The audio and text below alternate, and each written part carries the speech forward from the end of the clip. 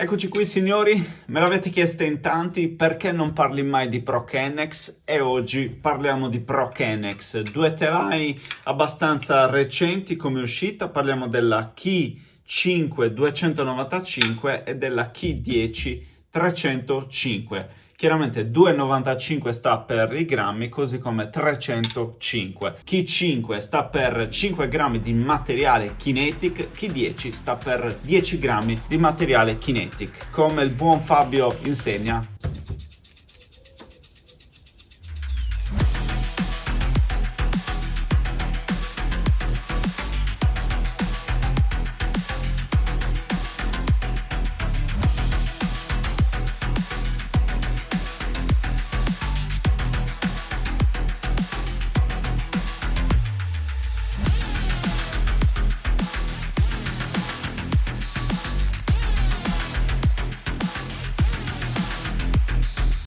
Allora, grazie a Tennis Warehouse per avermi fatto arrivare questi telai. Vi ricordo che potete accedere all'acquisto di prodotti selezionati sul loro catalogo utilizzando il codice LOST1010 e ora partiamo con la recensione. Mi dispiace dirlo in un certo senso, ma queste racchette che dovrebbero curare l'epicondilite, i dolori al gomito, facilitare il gioco di chi ne soffre, in realtà non mi hanno fatto bene. Ma partiamo dal principio. Allora, ho provato prima di tutto la Key 5, che è quella che da un certo punto di vista, secondo me, doveva trovare meglio, diciamo così, il mio setup ideale, perché abbiamo un profilo costante, siamo sui 22 mm, abbiamo un piatto corde 16-20 con piatto 100, abbiamo un peso di 295 grammi e un bilanciamento a 32,5. Diciamo che potrebbe essere una Gravity MP, se la guardiamo da un certo punto di vista, una Gravity MP con un'inerzia probabilmente leggermente più elevata, e devo dirvi una cosa, che rispetto alla Gravity MP questa non ci azzecca nulla.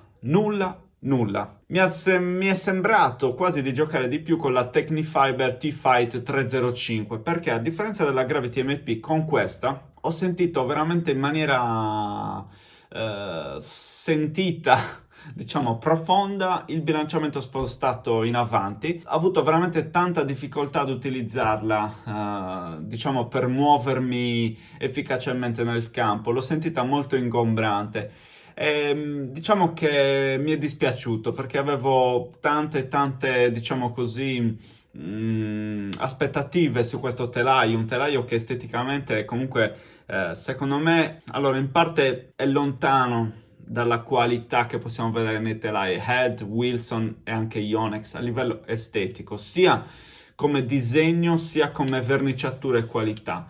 Diciamo che si percepisce un pelo di differenza, ecco. Abbiamo un profilo qua che è più tendenzialmente boxed e comunque rimane arrotondato, per poi però andare veramente a creare aerodinamicità qua sugli steli del piatto corde, dove è molto più rotondeggiante. Questo giallo all'interno del piatto corde con un grigio, diciamo che grigio bianco sporco, diciamo che è il colore principale del telaio. Ho avuto parecchia difficoltà ad utilizzarla, tant'è vero che l'ho dovuta lasciare subito a terra e parcheggiarla. Un feeling comunque molto secco. Questo suono qui mentre giochi non lo senti, non è assolutamente un problema, però l'ho sentita comunque molto secca, cosa che è cambiata nel momento in cui ci ho inserito un grip in cuoio. Ho spostato un pochino il bilanciamento, la racchetta finita è andata intorno ai 327 grammi, è un fairway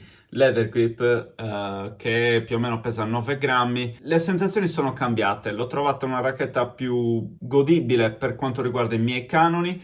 Ha mantenuto comunque tutto quell'aspetto lì della secchezza all'impatto, ok? Non ha un impatto burroso, pastoso come può essere quello di una Gravity MP piuttosto che di una nuova Speed o di una Blade, signori. Diciamo che come comfort io non la metterei al primo posto, ecco. A livello di gestione dei colpi si gioca bene in tutti i colpi. Obiettivamente, se dobbiamo parlare di giocabilità, è molto buona. Si riesce a generare spin. Se vedete, il piatto corde non è troppo denso, sì, un 16-20, ma non è troppo denso.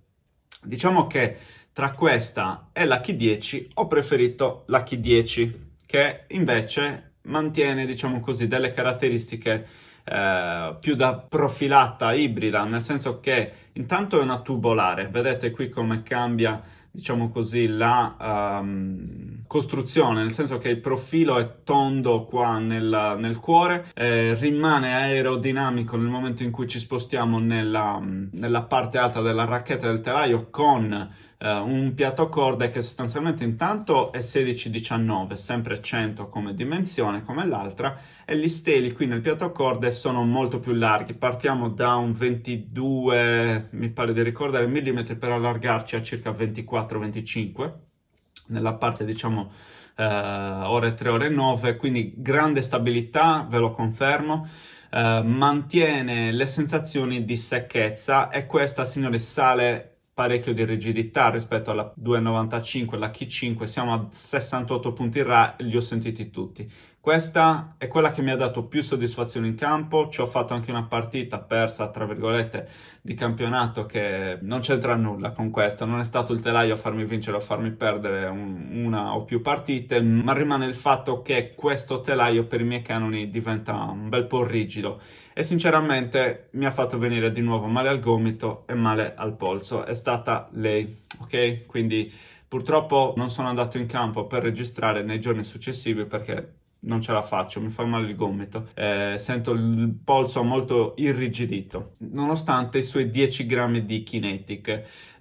Peccato, perché diciamo che ci giocavo bene, avevo delle sensazioni in qualche modo similari come gestione della palla all'Aizon, facilità di gioco, spin facile, la palla che comunque cammina, però anche qua diciamo che ho trovato un peso troppo spostato in avanti, ho dovuto metterci il cuoio per avere un po' di sensazione in più e di connessione con la palla. È stato così, però questo telaio alla fine erano 334 grammi con il cuoio.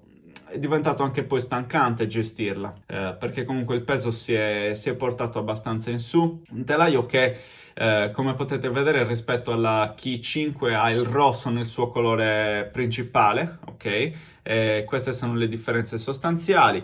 A livello di bilanciamento questa parte è 32. Che dirvi, ragazzi, ve le consiglio queste racchette? Allora, io non le comprerei, non le utilizzerei perché che ti devo dire, amico mio? Ho avuto problemi, cioè dovrebbero essere un paradosso se non controsenso, racchette salvagomito, e soprattutto lei, questa, che è quella che ho preferito a livello di giocabilità, mi ha fatto più male, mi ha creato più problemi, disagi e fastidi nella parte esterna del gomito, mentre invece nella parte interna con l'epitroclea, quindi un pochino di epitrocleite, soprattutto a riposo, quindi epicondilo, epicondilite durante il gioco, epitrocleite al di fuori del gioco. Considerate che più o meno ci ho fatto 10 ore su questa e circa 6 ore su questa, quindi diciamo che la presa è abbastanza affidabile da questo punto di vista. Detto questo, le mie sono sensazioni personali, dovete provarle, dovete capire se la cosa si applica anche a voi. Le mie vicissitudini e il mio resoconto di quello che può essere un test di due telai di punta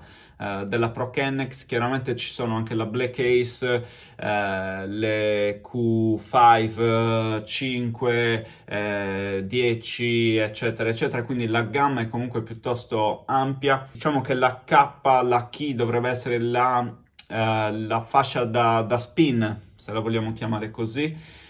Cosa che per la K5 non è poi tanto vera, per la K10 assolutamente sì. Ci ho trovato buono spin e buona facilità, si muove molto velocemente nell'aria. Chiaramente questo è dovuto al fatto che è una tubolare, una profilata. Potrebbe essere la Pure Aero di casa Prokennex, ecco, per intenderci. Provatele, ragazzi, provatele. Per me è stato un po' deludente provare questi telai, e spero di provare altri telai Prokennex, ma di trovare altre sensazioni, perché per me non era la prima volta. Ho giocato forse una mezz'oretta con un Q più 5 di 3 o 4 anni fa ed erano state ottime sensazioni, però mezz'ora non sono 10 ore di campo, quindi bisogna capire un attimino nel lungo periodo come si comporta. E quindi ragazzi, grazie per Tennis for House per avermi fatto provare queste racchette. Vi ricordo che c'è un codice sconto LOST10 di cui potete usufruire sui prodotti selezionati nel loro catalogo